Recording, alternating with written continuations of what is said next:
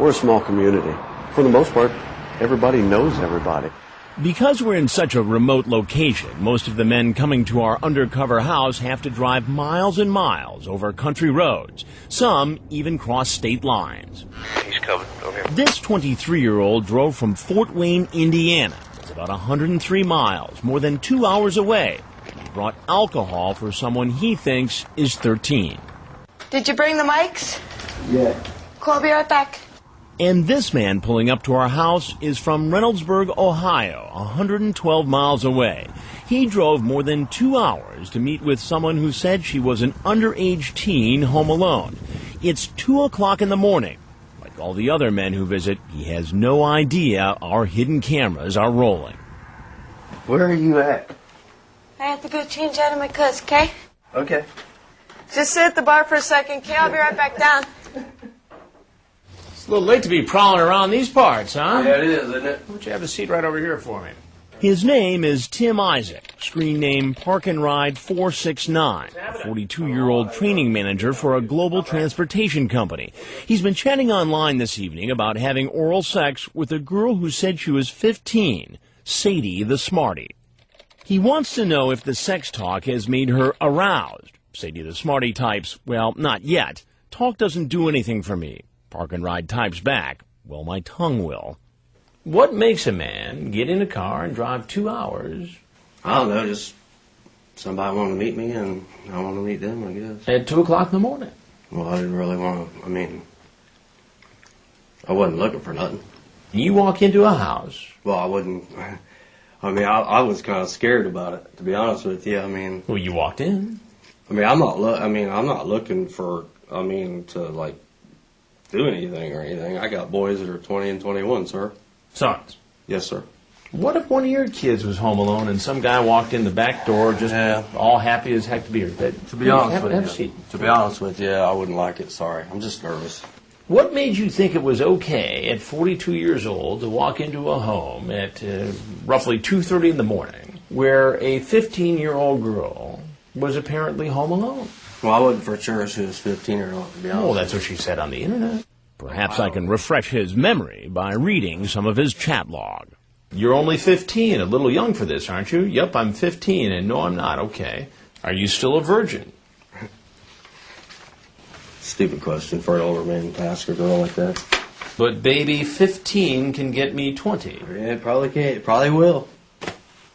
You ever do any time before? Very little time for some DUI. DUI? Yeah. Nothing like this, sir. God, man. You ever do this sort of thing before? No. This is the first time I ever done something like this. First time? That's the same claim we've heard from almost every man we've ever confronted. And most say they really weren't going to do anything sexual. Our sting in Ohio is no different. But one subject does come up for the first time. Religion. This is first. This is your first time? Yeah, and I thought, I shouldn't do that. It is also against my religion. It's against your religion? Mm-hmm. He's 27-year-old Davut Azkan, screen name Nakzox, a graduate student from Turkey. He had a sexually charged online chat with a decoy posing as a 15-year-old. You say at one point, I don't want to have any problem, Kissing is okay. Yeah. But you also say, in the next breath, have you ever seen a blank, meaning penis? Mm-hmm. I have on the internet, she says. Then you say, so do you want to see mine? It is not good. I shouldn't do that. You can play with my blank. Yes. Please don't read. You can read yourself. It sure seems like you knew what you were talking about here, and you knew what you wanted from this 15-year-old girl. I don't want to have sex, but... The 27-year-old admits he knew what he was doing was against the law. If you're so religious, if you knew it was so wrong, why did you walk into this house?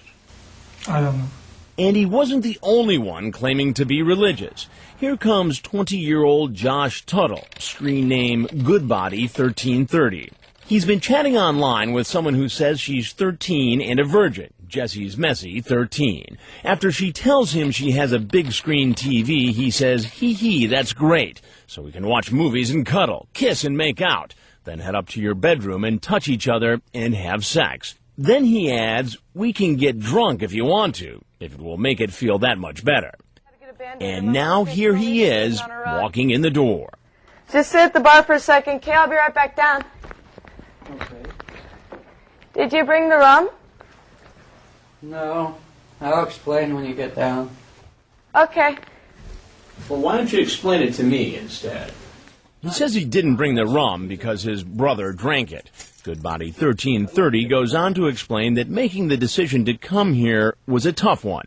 He says he went to his best friend, and believe it or not, says he also turned to the church for guidance. I have low self-esteem, and I have no one else to turn to but God. So I went and I talked to my pastor. And what did this pastor tell you?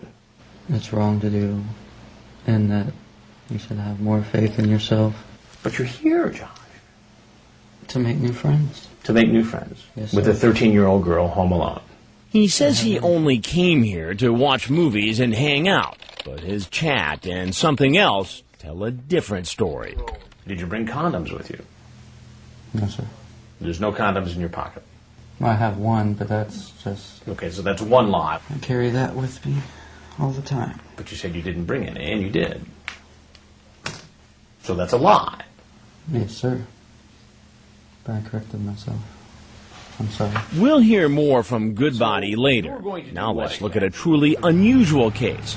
Here's a man who seems to be casing the house, afraid to pull in. After driving by several times, he finally makes his move and walks in the back door. Hello? Hold on, I want to take my coat off. I'm sweating to death after I was freezing. Why don't you come on in and have a seat real quick? Okay. He's 33-year-old John France, a mechanical engineer. He's been chatting online with a decoy who says she's 14. Unlike all the men you've met so far, France, whose screen name is Net Buckeye, is very careful when it comes to talking about sex. When the decoy, Chicky Girl, asks, got any condoms? He says, what are those? Just kidding. Then he says, no worries. She says, is that a yes? And he replies, don't worry, I'm not going to do anything without a condom. But when I confront him, he says he has no interest in sex. I'm confused, though. So if you don't have any interest in that sort of activity, why then chat up a 14-year-old girl and come to visit her? I'm lonely. That is the bottom line. Really? Yes. Very lonely.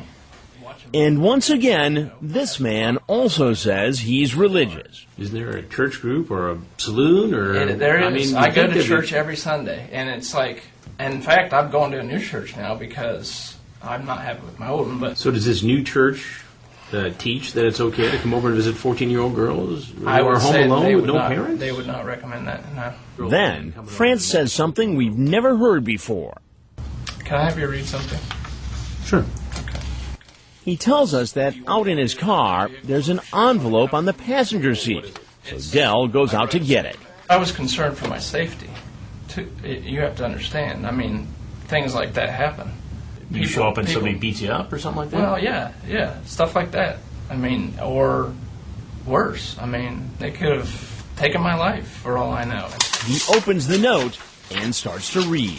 At 8 p.m. tonight, I'm meeting a person whom I met online. He goes on to say that the girl tried to lure him into talking about sex, which he politely declined, and that he's suspicious about her identity.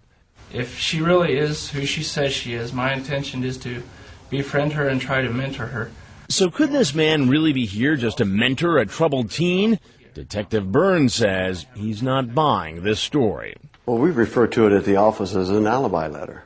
Alibi letter. Yeah. It was composed in such a way that it's our belief that he put it there, that if he should get caught, made it appear that he was completely innocent. And the detective says the way France cased our house does not make him look like a man on a rescue mission. When you look at a vehicle that pulls up in front and stops, drives by, comes back, does the same thing again, if it is his intent that he's going to go in there and counsel with this girl, why would you struggle with that issue? I think we saw the battle from within as to whether or not he was going to get caught How you doing? But because his case is so unusual, he doesn't get arrested.